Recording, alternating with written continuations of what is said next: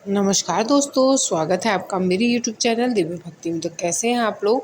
आशा करती हूँ कि स्वस्थ होंगे, मस्त होंगे। तो आज की वीडियो में मैं आपके लिए लेके आई हूँ बहुत ही सुंदर कहानी, जो कि हमें ये कहानी बहुत ही सीख देने वाली है कि जब तक मन में लालच और गुस्सा, अहंकार जैसी भावनाएं हैं, मन भटकता रहता है।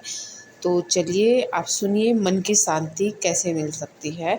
इस कहानी का टाइटल है कि मन की शांति हमें कैसे मिल सकती है।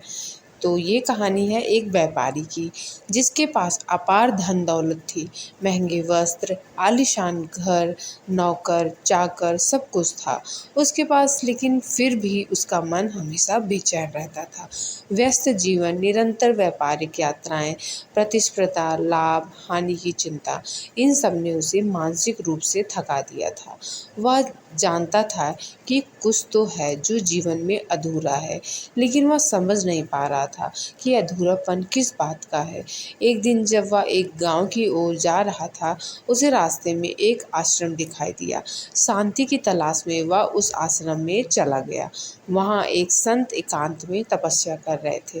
व्यापारी ने उन्हें प्रणाम किया और अपनी सारी परेशानी उन्हें सुना दी। उसे आशा थी कि शायद यहाँ से कोई समाधान मिलेगा। संत ने मुस्कुराकर कहा, तुम्हें शांति चाहिए तो कुछ देर ध्यान करो। व्यापारी ने कोशिश की, आंखें बंद की, बैठ गया और गहरी सांस लेने लगा।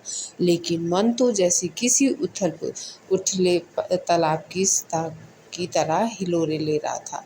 कभी व्यापार की चिंता, कभी नुकसान का डर, कभी अहंकार, हर विचार ध्यान में बाधा बन रहा था। कुछ देर बाद उसने हार मान ली और संत से कहा, मैं ध्यान नहीं कर सकता, मन एक जगह थमता ही नहीं। तब संत बोले, ठीक है, चलो आश्रम में थोड़ा घूमते हैं, टहलते हैं। व्यापारी का हाथ एक पौधे की शाखा से टकराया और उसे कांटा चुभ गया। वह चौंक गया और दर्द से कराह उठा। संत तुरंत दौड़कर एक औषधि लेकर आए और उसके हाथ पर लगा दिए। इसके बाद संत ने जो कहा वह जीवन का सार था।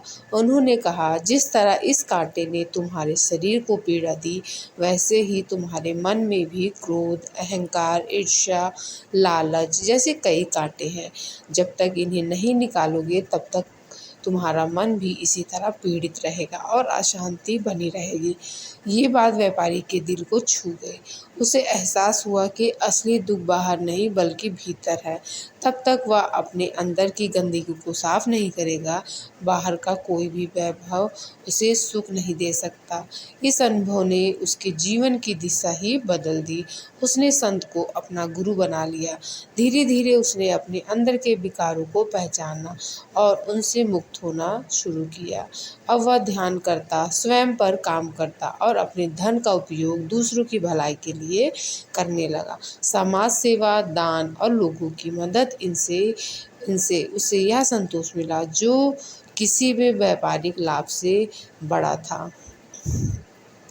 ये कथा हमें ये सिखाती है कि जीवन की सच्ची शांति और सफलता बाहर नहीं बल्कि हमारे भीतर छिपी है। जीवन प्रबंधन का सबसे महत्वपूर्ण पहलू है अपने मन को समझना, उसे शुद्ध करना और सही दिशा में लगाना। जब हम ये कर लेते हैं तो जीवन न केवल सफल होता है बल्कि सार्थक भी हो जाता है। तो इसी के साथ ये कहानी, मैं अपनी कहानी को समाप्त करती हूँ। आशा करती हूँ आपकी वीडियो अच्छी लगी होगी। तो चलिए मिलते हैं एक और नई वीडियो के साथ। तब तक के लिए नमस्कार, स्वस्थ रहिए, मस्त रहिए।